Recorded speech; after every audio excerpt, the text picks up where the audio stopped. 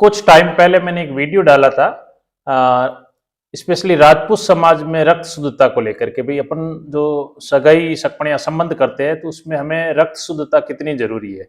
तो उस वीडियो पे कमेंट्स आए, ज्यादातर पॉजिटिव आए राजपूतों के, और कुछ जो राजपूत नहीं है या राजपूतों को नीचा दिखाना चाहते उनके नेगेटिव कमेंट आए, और वो अपने आप को ये दावा करते हैं कि भाई हमारा डीएनए तो हम शुद्ध आर्यंस है और राजपूत तो मिक्स ब्रीड है।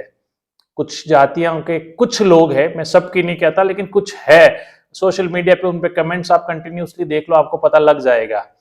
तो आज मैं राजस्थान की ही एक ऐसी कड़वी सच्चाई से अवगत करा रहा हूं आपको कि मैंने ये वीडियो डाला कि राजपूत समाज में भी लड़कियों की कमी है और लड़कों को लड़कियां नहीं मिल पा रही, कुंवारे लड़के हैं कई। और अगर मैं आज की ओबीसी और एससी और जनरल की भी कमोबेश लगभग हर जाति राजस्थान में, तो हर समाज में लड़कियों की कमी है। और ओबीसी की तो हालत इतनी गंभीर है कि अभी कुछ समय पहले अगर आपने पढ़ा हो तो अजमेर जिले में जो रक्त शुद्धता का दावा करने वाली शुद्ध आर्यन शुद्ध नस्ल है, हम तो हजारों वर्षों से, उनके वहां पे कई वर्षों से बांग्लादेशियों औरतों के साथ शादी हुई है। 3 बांग्लादेशी पुलिस ने पकड़ी है, और उसके अलावा वो बंगाल, नेपाल या गरीब क्षेत्रों से मतलब आज से 15-20 वर्षों पहले से उनमें से वो, अब आप बताइए मुझे किस प्रकार की रक्त शुद्धता है। अगर मेरी ये बात करने से कई लोगों को लगता है कि भाई ये तो जातिवादी वाली बात है, तो मुझे लगता है कि जातीय गौरव, तो मुझे प्राउड है कि भाई मैं राजपूत हूं, और अगर मेरा मित्र कोई दूसरी जाति से, उसे भी प्राउड होना चाहिए।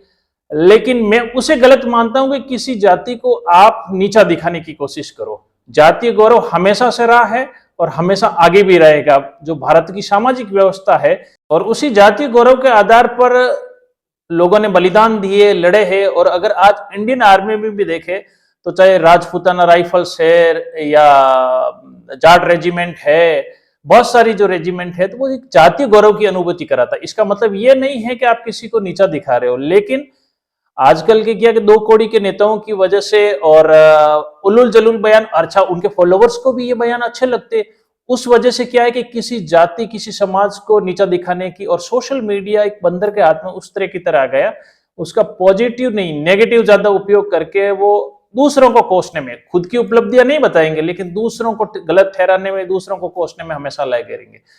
तो आज मैं आपको जिस राजस्थान की एक ऐसी प्रथा के बारे में बताना जा रहा हूं, और कड़वी सच्चाई है, और ज्यादातर ओबीसी जातियों में है, हालांकि एससी की भी बहुत सारी जातियों में है, जनरल में भी है। ऐसा मैं दावा नहीं कर रहा कि सिर्फ ओबीसी में, लेकिन ओबीसी में बड़े लंबे समय से ओबीसी की जातियां, और स्पेशल जो किसान जातियां, उनमें काफी समय पहले मैंने एक टीवी पे जो comedy with Kapil Sharma show था, तो उसमें अगर आप लोगों ने अगर देखा हो तो एक लड़की आई थी जो मुंबई में रहती है, मुंबई में पली बड़ी है, लेकिन वो बेसिकली राजस्थान से है, कहीं पाली, सिरोही, इधर जालोर क्षेत्र की थी।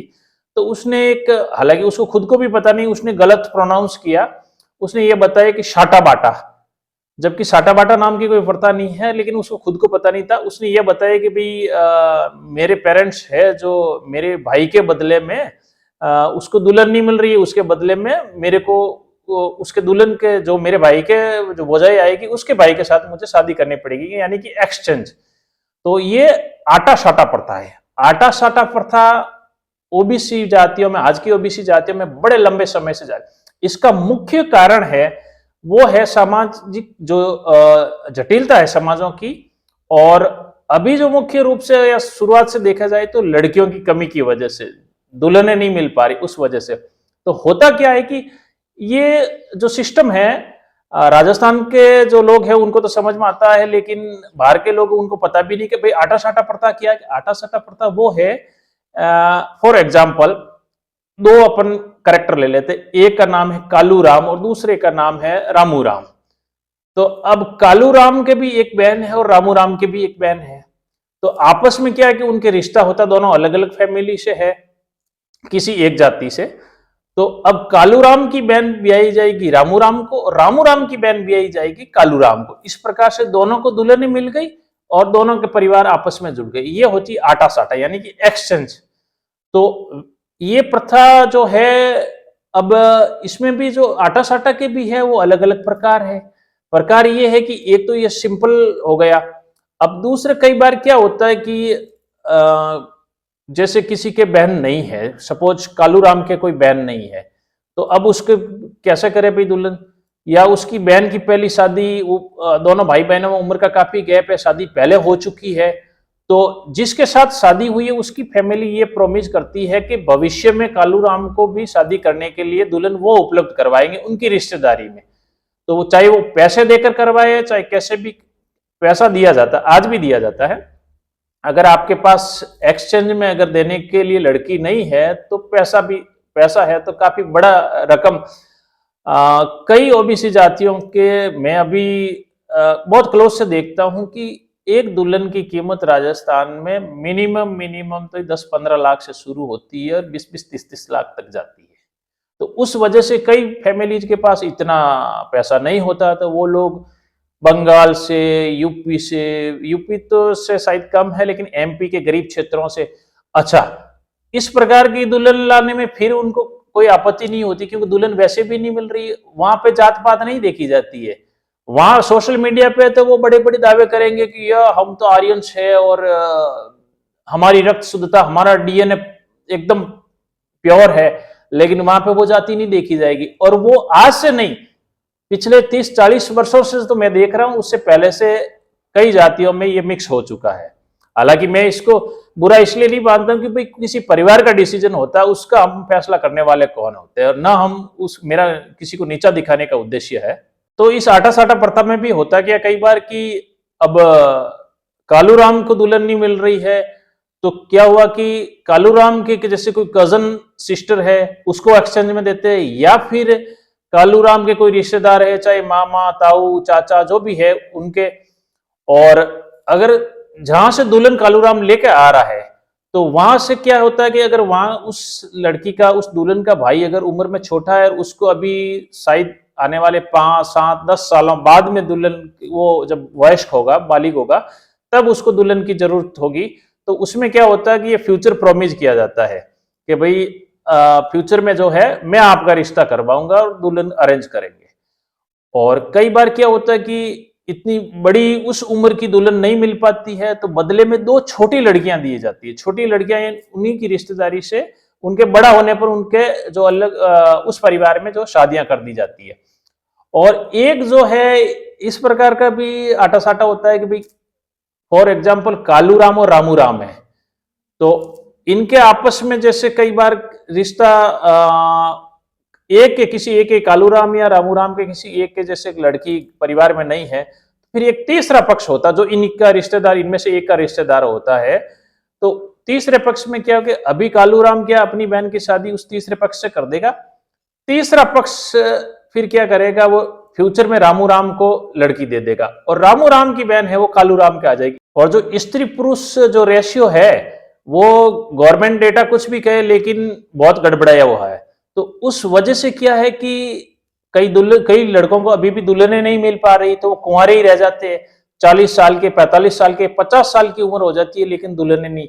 अगर उसका परिवार पैसे वाला है तो कई बार बाहर से दुल्हन खरीद के भी लिए जाते हैं, बंगाल सुदूर क्षेत्रों से, एमपी के जो गरीब एरिया है वहां से, तो वहां पे पैसे देके।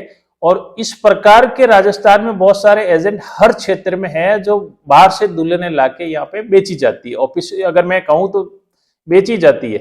और इस प्रकार इस कुरीति से क्या कई बार अनमेल विवाह भी होते हैं। अनमेल यानी कि दूल्हा तो 45 साल का, 50 साल का और दुल्हन 20 बरस की। और इसी प्रथा की वजह से क्या कि फ्यूचर में बहुत सारी कई दिक्कतें आती है। दिक्कतें कहाँ पे आती है कि अगर दोनों साइड में उनका अच्छा चल रहा है परिवारों के बीच में, तब तो कुछ नहीं, लाइफ लॉन्ग उनकी जो निभ जाती है। लेकिन कई बार क्या होता है कि लड़के और लड़की के जो पति पत्नी के बनती नहीं है कुछ कारणोंवश।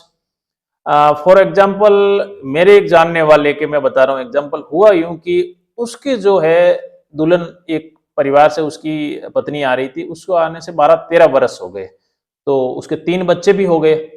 और उसका जो फ्यूचर प्रोमिस किया हुआ था कि भाई उसके जो साले को विवाह करने के लिए, तो उसकी भांजी उससे ब्याही गई। तब हुआ यूं कि जो उसका साला था, तो वो क्या है कि उतना तेज तर्रार नहीं और थोड़ा भोला टाइप का था। तो उसके जो साले का दूसरा जो कजन ब्रदर है, तो वो उस लड़की पे थोड़ा हावी होने लगा, कुदृष्टि रखने लगा। इस प्रकार से उनके आपस में बिगड़ गई। तो वो लड़की 6 महीने के लगभग गई और उसके बाद में उसने मना कर दिया कि भाई इस परिवार में इसके पीछे तो मैं नहीं जाऊंगी।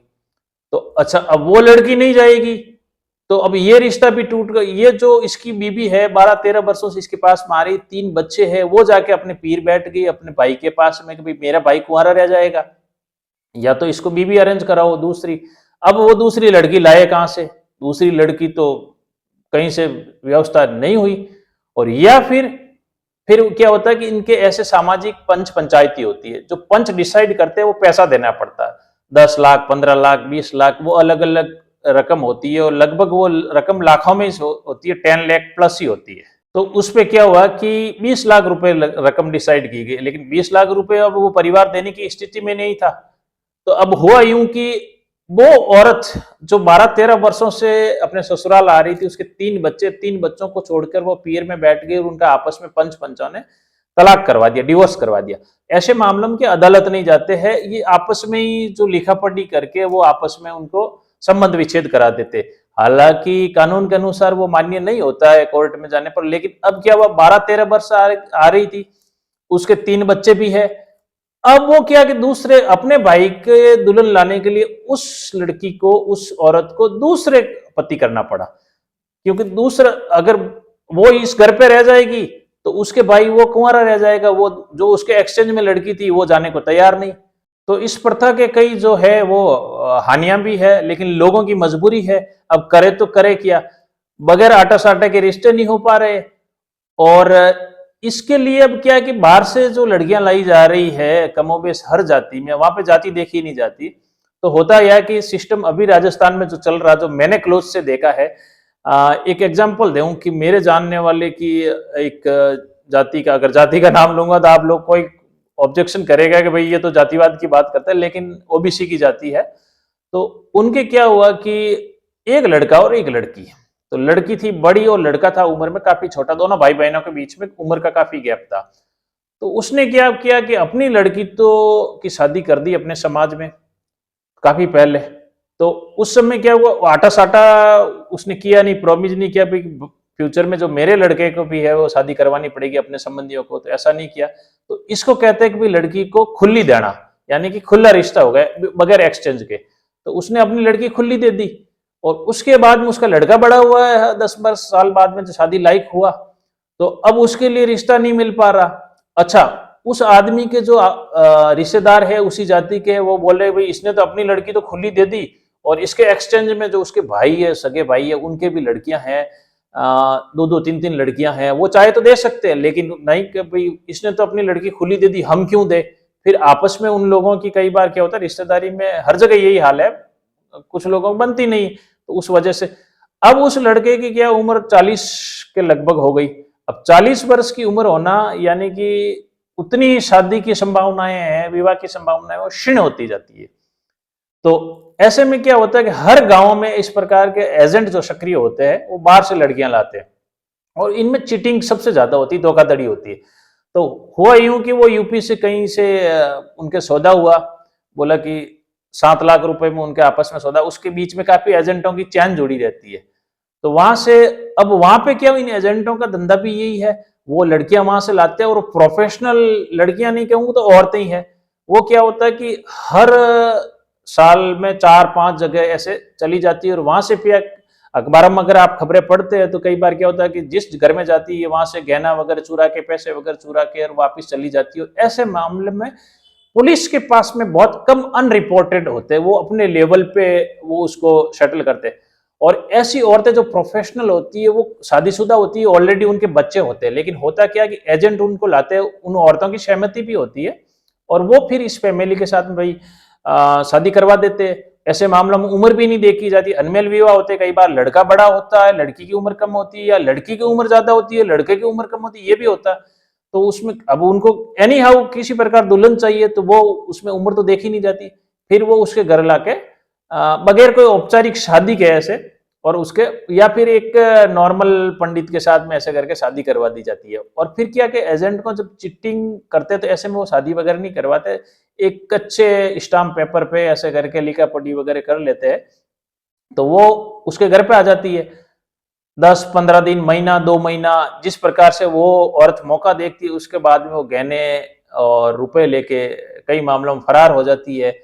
और ऐसे मामलों में क्या होता है कि परिवार वाले भी कई बार पुलिस के पास जाते हैं और पुलिस की भी कार्रवाई फिर आगे जाके उतनी इफेक्टिव नहीं रहती है।